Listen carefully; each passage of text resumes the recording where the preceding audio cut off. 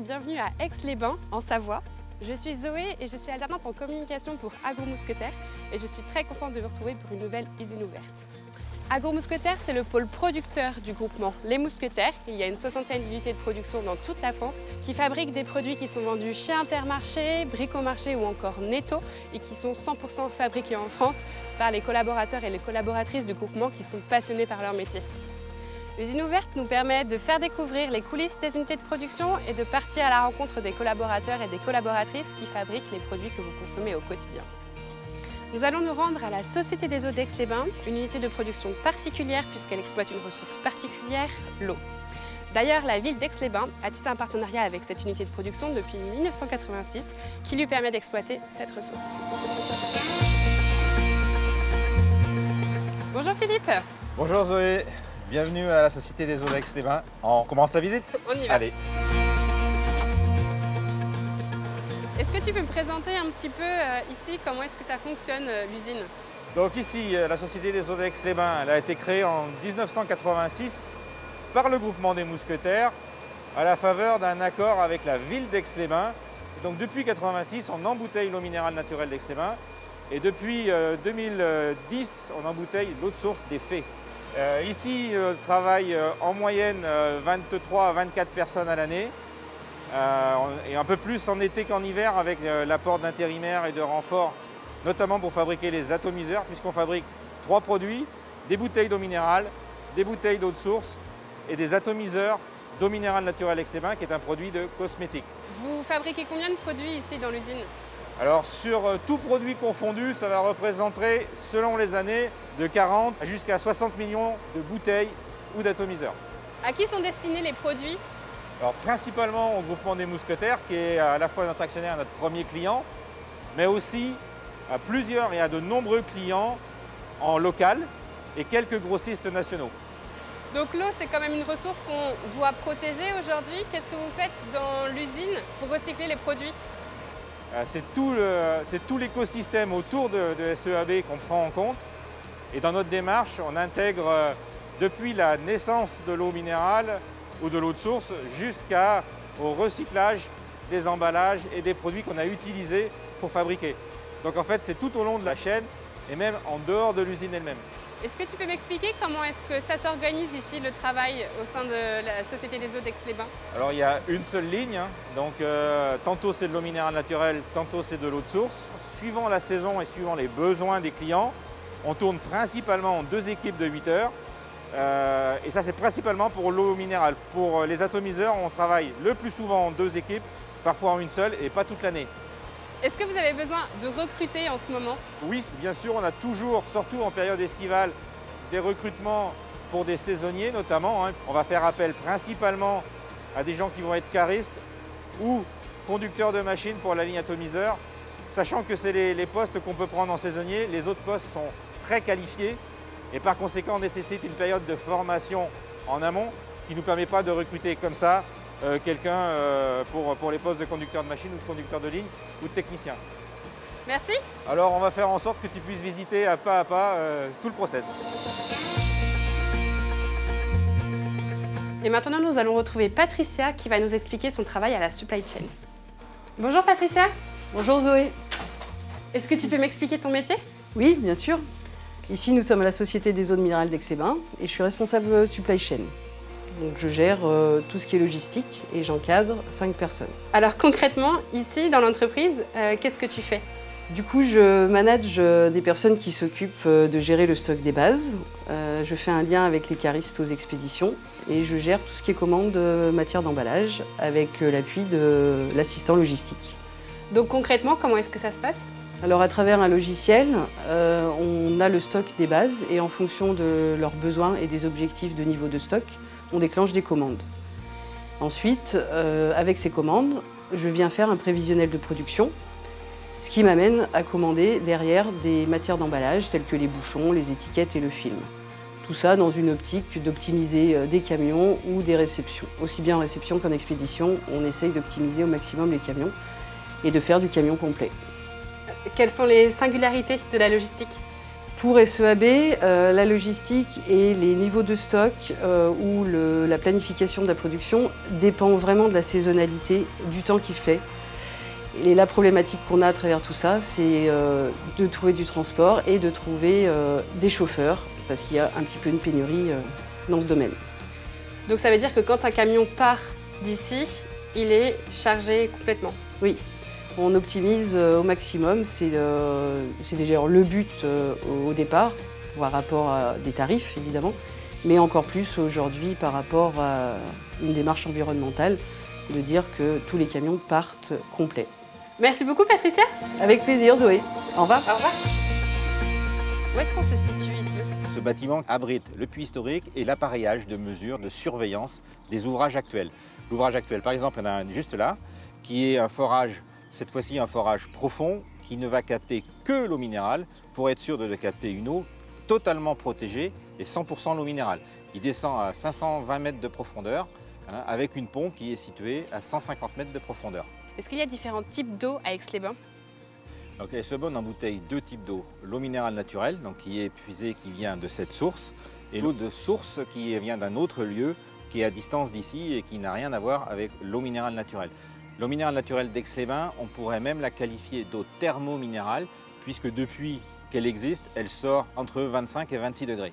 C'est une eau très âgée qui a probablement 1 millier d'années selon les hydrogéologues et qui sort avec un tout petit débit. Donc c'est une eau particulièrement précieuse dans le sens où elle est d'une qualité et d'une pureté parfaite.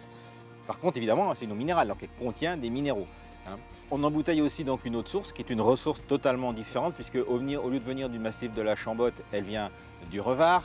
Donc elle descend de plus haut, mais beaucoup plus rapidement, parce qu'elle a à peine une dizaine d'années avant d'arriver à sa source, qui est plus loin d'ici, qui est à peu près à 2 km d'ici, et qui est une eau qui fluctue en composition.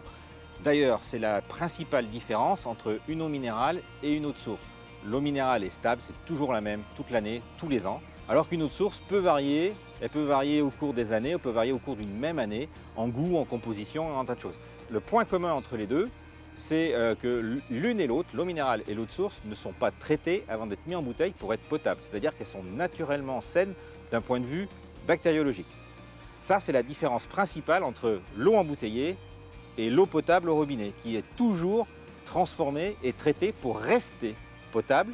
En fait, dans le cas de l'eau potable au robinet, on fabrique de l'eau potable. Dans le cas de l'eau embouteillée, on prend de l'eau qui a été fabriquée par la nature et on fait tout ce qu'on peut pour ne surtout pas la contaminer avant de la mettre en bouteille, pour qu'elle reste telle que la nature l'a produite. Bonjour Annie. Bonjour Zoé. Est-ce que tu peux m'expliquer ton travail? Donc mon métier comporte deux fonctions principales. Une fonction qualité où je suis là pour animer une politique qualité entreprise. Donc en fait ça consiste à mettre en place un système qualité qui puisse garantir que tous les produits finis qui quittent l'usine soient conformes et consommables et sans danger pour le consommateur. Et la deuxième partie de ce poste, c'est une partie analytique. On a la chance d'avoir un laboratoire interne au niveau de la SEAB, à l'intérieur duquel on fait des analyses chimiques et principalement des analyses microbiologiques, ce qui nous permet de garantir que la sécurité alimentaire des produits finis qui quittent l'usine. Est-ce que c'est important d'avoir un laboratoire au sein de l'usine? Alors c'est important parce que ça permet d'avoir un contrôle en continu de tout le process et de tous les produits finis qu'on fabrique tous les jours, et ce qui nous permet d'être plus réactifs en cas de non-conformité. En fait, les produits sont bloqués 48 heures, voire même 5 jours avant d'être libérés, et ils ne seront libérés qu'à la validation de la conformité des résultats microbiologiques. Donc du coup, on est vraiment maître de tous les produits qui sont expédiés au départ de l'usine vers le consommateur. Est-ce qu'il y a un traitement qui est fait à l'eau entre le moment où elle sort de la source et le moment où elle est embouteillée ici? Certains traitements sont autorisés dans l'embouteillage de l'eau minérale, mais nous, on a la chance d'avoir une eau qui peut être embouteillée telle qu'elle coule à la source. Merci beaucoup Annie pour ces explications. Je vais continuer ma visite. Eh bien de rien, Zoé, merci à toi. Bonne journée. Au revoir. Est-ce que tu peux m'expliquer ce que c'est le RPET? C'est du PET recyclé. Autrement dit, Le PET qui est la matière avec laquelle on fabrique les bouteilles, on utilise cette matière parce qu'elle a plusieurs intérêts. C'est un matériau qui est inerte vis-à-vis des aliments. Sa solidité pour la protection des aliments, mais aussi son côté recyclable. C'est le principe de l'économie circulaire. Et donc le RPET, c'est le PET recyclé qu'on peut réemployer autant qu'on veut. Est-ce qu'il y a d'autres actions que vous mettez en place sur la ligne pour réduire l'impact environnemental? Depuis plusieurs années, on a réduit le grammage des bouteilles. On est ainsi passé par exemple sur cette préforme qui est la préforme pour le 1,5 litre. On est passé de 32 grammes à 28 grammes en moins de 10 ans.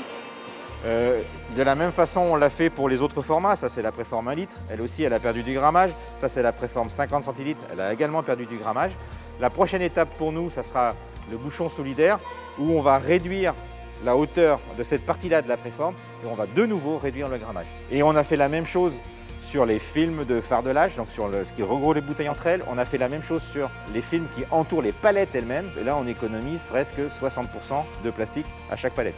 Pour souffler une bouteille avant, il faut la chauffer. On a utilisé des lampes basse consommation qu'on a rapprochées, donc on a économisé énormément d'énergie sur ce poste-là. Enfin, sur tous les postes, on analyse la situation pour diminuer la quantité d'énergie qu'on utilise. Est-ce qu'il y a d'autres actions que vous menez en dehors de la ligne? Oui, on a d'autres actions aussi en faveur de la biodiversité, notamment par exemple en faveur des insectes avec un partenariat pour qu'une ruche puisse accueillir son essaim. On a un partenariat aussi avec la LPO pour que les sites ici et les sites des captages soient refuges. On a un partenariat bien sûr avec le Conservatoire des espaces naturels et le Conservatoire du littoral pour protéger l'impluvium, mais aussi en améliorer la connaissance. On a voilà, des actions locales.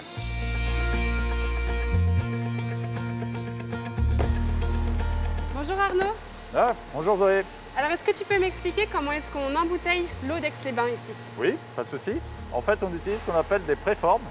Donc ces préformes, elles arrivent en box. Ces préformes vont être alignées et ensuite passer dans le combi pour être soufflées et on remplir la bouteille. Donc ce que je te propose, c'est de suivre la petite préforme là pour voir ce qu'elle va devenir. En fait. On y va. Donc du box, on bascule dans la trémie. De la trémie, ça passe en fait dans le tapis qui se trouve ici. Ensuite, on tombe dans un aligneur où là, on va positionner la préforme correctement. Elle descend ensuite sur le rail. Elle passe dans la partie d'aspiration et de soufflerie, donc on va enlever les éventuelles impuretés dedans. Et ensuite, la préforme passe dans le four. Et à la sortie du four, donc on la retourne. Et il y a une pince qui vient la chercher. Et on va la déposer dans la souffleuse pour l'allonger d'abord et souffler après, de manière à former la bouteille.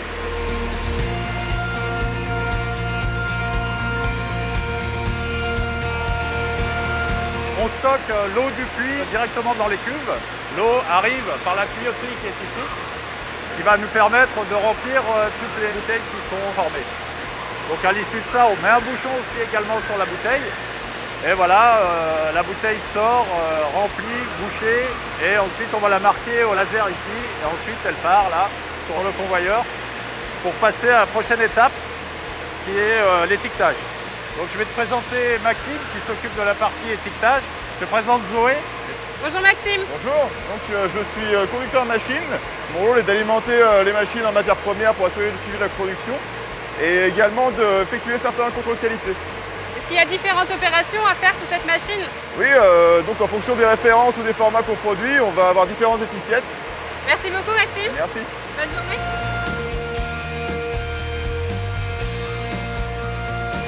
On arrive ici sur l'étape du farbelage où en fait on va placer le film autour des bouteilles et ça va former un pack.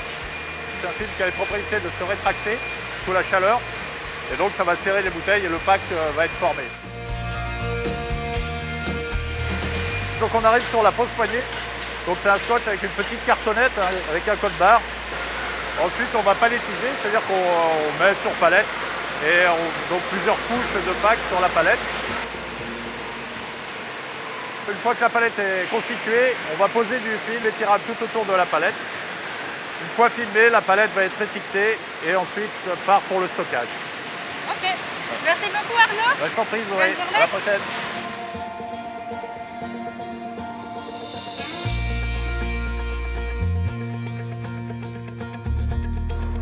Bonjour. vous avez un partenariat avec la Société des eaux d'Aix-les-Bains. Est-ce que vous pouvez m'expliquer en quoi est-ce qu'il consiste? Le Conservatoire du littoral a pour objectif d'acquérir du littoral à la fois marin et sur les lacs de plus de 1000 hectares. Et ici, sur le lac du Bourget, on a acquis 70 hectares là-haut, qui correspond également à l'impluvium des eaux de la société. Est-ce que vous pouvez m'expliquer ce qu'est ça, un impluvium? Alors un impluvium, c'est très simple. C'est toute la zone dans laquelle chaque goutte d'eau qui tombera se retrouvera in fine après quelques centaines d'années ou milliers d'années au niveau de la source. Comment est-ce que vos actions se traduisent concrètement dans cette zone protégée? Alors une fois que le terrain a été acheté, il est protégé, c'est une bonne chose. Et ensuite, nous, on le fait vivre. Donc les fonds que nous octroie la SEAB nous permettent à la fois de faire des études, compléter la connaissance, de faire aussi de l'animation, qui est très bonne pour l'acceptation sociale du site et la découverte par les écoles, par les promeneurs par exemple, et puis d'organiser la vie du site avec l'ensemble des parties prenantes, chasseurs, communes, ramasseurs de champignons, bref, toutes les personnes qui gravitent autour du site. Est-ce que vous pouvez m'expliquer comment est-ce que ce partenariat a vu le jour? Alors ce partenariat est issu d'une rencontre, notamment une première rencontre entre la Société des eaux d'Aix-les-Bains et le Conservatoire du littoral pour acheter le terrain. Et ensuite le Conservatoire d'espaces naturels de Savoie est venu comme gestionnaire. Et donc la SEAB a aidé à la fois à acheter le terrain et nous aide aujourd'hui à le gérer.